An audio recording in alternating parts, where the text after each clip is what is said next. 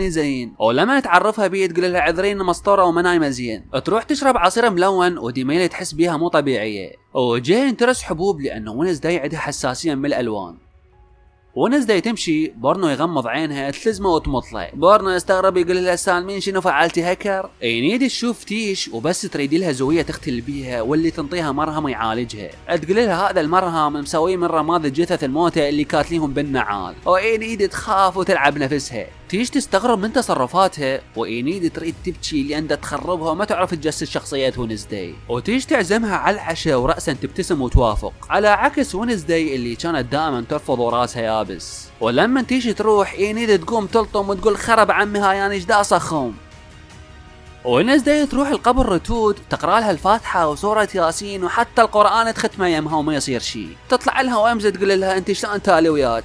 تسالها شلون ترجع لوضعها الطبيعي ويمزه تحقر وياها وما تقول لها، بس تقول لها انه اكو قبلكم هم اجوا شخصين سووا نفس اللي انتم سويتوه وماتوا وراء 24 ساعه. عاش سيدك انت راح تموتين اينيد من وقت.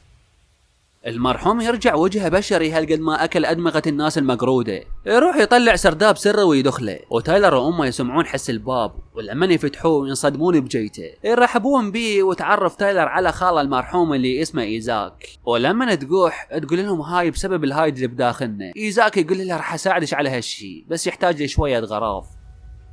فرانزواز تقول لها اغسطس وغودي باقوا ابحاثك وسووا غرفه سريه، وهالغرفه بويلو وهيل ياخذون قوتنا ويخلوها للناس العاديين. ايزاك يقول لها غودي منو قصدك هاي اللي اكلتها البارحه؟ والله كان راسها طيب اطيب